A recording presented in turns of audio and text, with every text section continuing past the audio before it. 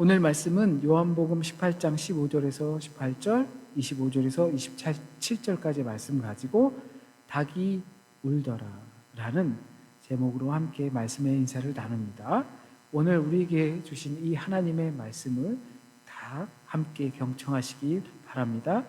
우리가 새길 말씀은 27절, 이에 베드로가 또 부인하니 곧 닭이 울더라 라는 말씀을 새기면서 오늘 말씀 함께 듣습니다.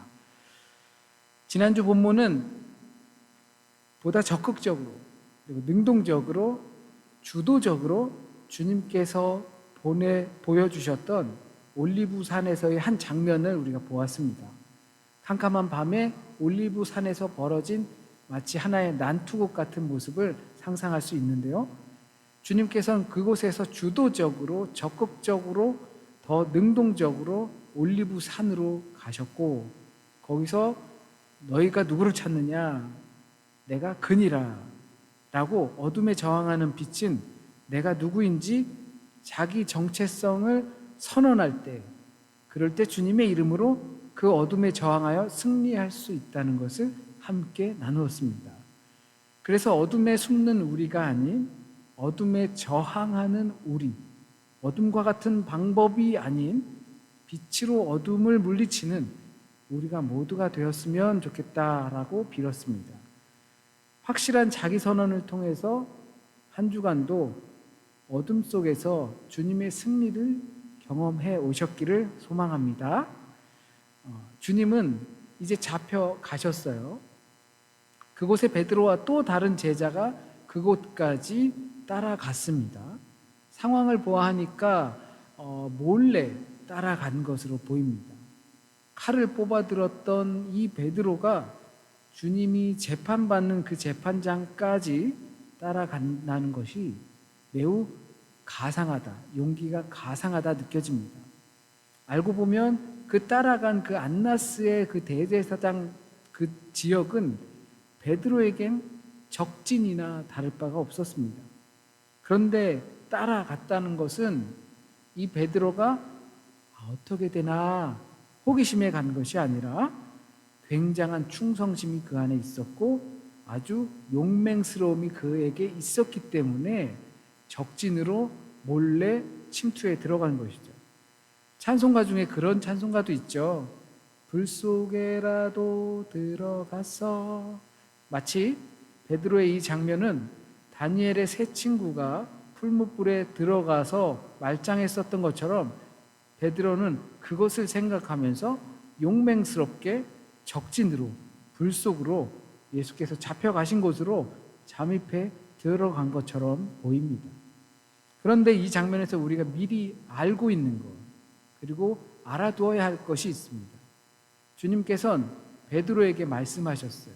네가 닭이 울기 전에 나를 3번 부인할 것이다. 베드로가 이 사실을 이 시점에서 그 안나스의 마당에서 기억하고 있었을까요? 아니면 잊고 있었을까요? 모르겠지만 그래도 아마 잊고 지낼 확률이 높다고 생각해요.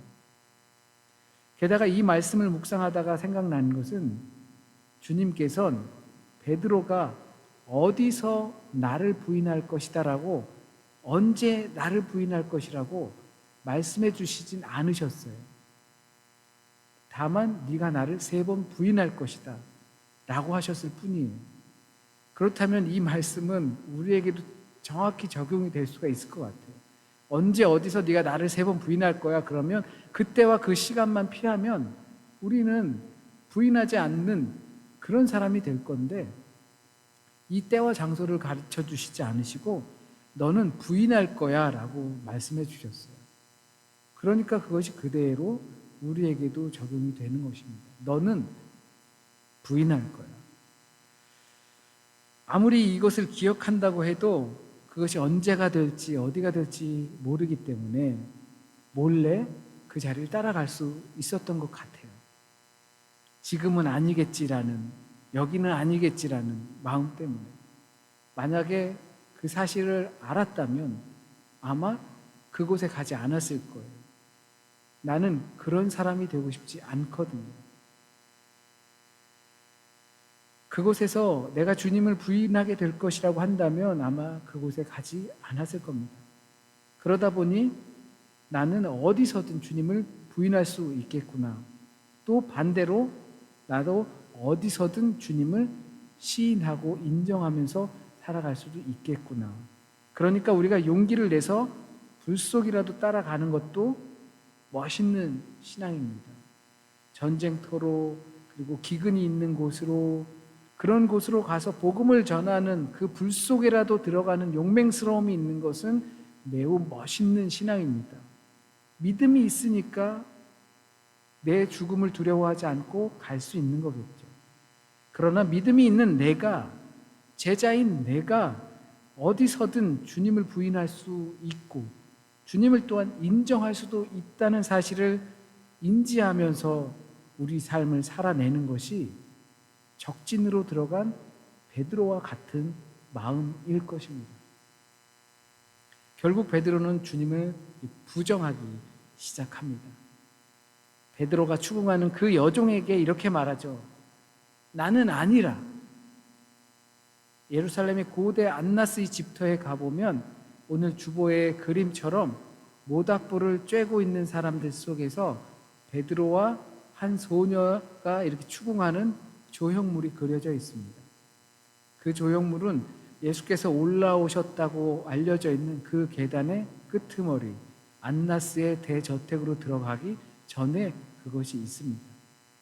여기서 베드로의 부정이 매우 독특해요. 나는 아니라 라고 부정해요. 우리 말로는 별로 특별할 것 없지만 지난주의 말씀 그리고 요한복음에서 주님께서 자기 자신의 정체성을 수없이 말씀드렸던 걸 생각해 보면 주님께서 내가 무엇이다. 나는 포도나무다. 나는 길이요 진리요 생명이다. 에이고 에이미라고 하셨던 것처럼 그 반대로 베드로는 나는 에이미 아니다 라고 하는 것입니다. 잘 아시겠지만 이 한마디의 부인은 단순한 거짓말이 아니에요. 이 순간을 모면하려고 임기응변으로 나는 아니에요. 난 그런 사람 아니에요. 그런 부분이 아니라 나는 그 사람이 아니다. 나는 그 사람을 모른다. 베드로의 이 말은 지나온 주님과 함께 세월했던 그 시간을 지우는 거예요. 다른 복음서들을 통해서 보면 그는 주님을 따를 때 자신의 생업이었던 그물을 포기하고 내려놓고 주님을 따라서 나섰습니다. 멋있게, 용감하게 나섰습니다. 그런데 이 부인하는 한마디, 나는 그를 모릅니다. 나는 그 한마디로 주님과 함께 했던 세월을 삭제시켜 버리는 겁니다. 그동안의 시간은 보고 겪고 했던 것은 아무런 의미 없는 말이 되는 것입니다. 아마 우리도 그런 경험들이 있으실 거예요. 굉장히 열심히 했는데 아무런 결과가 나오지 못하는 경우. 그러면 여태까지 난 뭘 한 걸까라는 아주 고뇌에 빠지기도 합니다. 우리가 그래도 나름대로 믿음을 지키면서 살아왔습니다. 그런데 어떤 일들로 인해서 주님을 부인하는 일들이 생긴다면 어떨까요? 그러면 지금까지 지켜왔던 모든 믿음의 순간들이 허무하게 돌아가 버리는 겁니다. 아무것도 아닌 게 되는 거예요. 사람들이 자꾸 추궁하는 바람에 베드로는 결국 3번까지 부인했습니다. 이 3번의 부인이라는 것은 완벽한 부인을 뜻해요. 성경에서는 간혹 이 완벽이라는 것을 숫자로 표현하거든요. 3, 4, 3 더하기 4는 7, 그리고 12, 4의 배수. 그 12가 돼요. 이 숫자들은 거의 대부분 이 완벽을 표현할 때 사용합니다. 그리고 완성되었을 때. 베드로는 그러니까 완벽히 무너진 거예요. 주님을 완전히 버린 거예요. 이 말 한마디로. 주님은 그의 상황 속에서 완벽히 지워진 겁니다. 자기의 인생에서 그 공생의 기간은 베드로에게 있어서 이 말 한마디로 없어질 위기에 처한 겁니다. 거기 주님은 계시지 않았습니다. 베드로는 자신의 내적인 싸움에서 완전히 패배하고 말았습니다. 그리고 닭이 물었습니다. 인간의 충성심이나 열심, 이것으로 불 속이라도 들어갈 것 같았던 우리의 모습은 궁지에 몰리면서 살고자 하는 모습으로 발버둥 치게 됩니다. 그러나 아직 모닥불에 불이 붙어 있었던 것처럼 닭이 우는 소리와 함께 주님께서 베드로에게 해주셨던 말씀이 떠오르게 됩니다. 방금 자신에게 벌어졌던 일들이 머릿속에 필름의 영상기가 돌아가듯이 재빠르게 돌아갑니다. 그래서 자신의 부끄러운 모습들이 지나가고 얼마나 나는 나약한 존재인지를 그 순간 깨닫게 되고 통회하고 무릎 꿇게 됩니다. 어쩌면 베드로는 주님께서 자신에 대해서 하셨던 말씀이 계속 마음에 걸려 있었을지도 몰라요. 그래서 더 용감하고 용맹스럽게 나는 절대 그러지 않을 거야. 나는 절대 그런 인간이 아니야. 그렇게 나약해 빠진 인간이 아니야 라고 몇 번이고 되뇌었을지도 몰라요. 그 강인한 마음으로 지금 이곳까지 찾아갔을지도 모릅니다. 잘못하면 잡혀서 자기까지 추궁받게 되는 상황에 그것을 자기는 아니라고 할 수 있다라고 하기 때문에 간 것이죠. 그래서 이 닭이 울고 자기가 주님을 3번 부인했고 주님의 말씀이 옳았고라는 사실이 밝혀졌을 때 어쩌면 큰 무거운 짐을 베드로는 내려놓은 듯한 느낌이 들었을 거예요. 왜? 주님의 말씀은 진리이기 때문에. 그렇기 때문에 주님이 너는 나를 부인할 거야 라고 했을 때 아니요, 저는 절대 그러지 않을 겁니다. 그 불안한 상태를 가지고 계속 가기보다 오히려 자신의 얼마나 나약한 존재인지를 인지하고 그것을 직면하여서 처참하게 무너지는 그 순간이 오히려 더 홀가분했을지도 모릅니다. 비록 자신의 부끄러운 모습을 직면하고 너무 힘들고 고통스러웠을 수도 있겠지만 그 덕에 자기 자신을 분명히 직면할 수 있게 된 것입니다. 우리는 객관적인 나보다 주관적인 나를 많이 알고 있어요. 그래서 객관적인 나로서는 분명히 범접할 수 없는 것인데 주관적인 나, 상상 속의 나라고도 할 수 있는 그 나가 마치 그것을 할 수 있을 것처럼 생각합니다. 거의 대부분 어린아이들이 그렇게 생각해요. 이거 어떻게 하면 좋니? 라고 하면 이렇게 하면 되지? 그렇게 아주 쉽게 이야기를 합니다.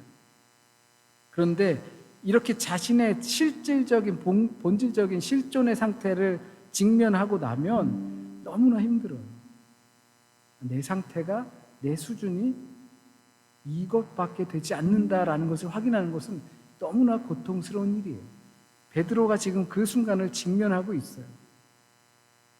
근데 그것을 알아야지 그때부터 주님의 만지심과 회복이 시작이 된다는 사실이에요.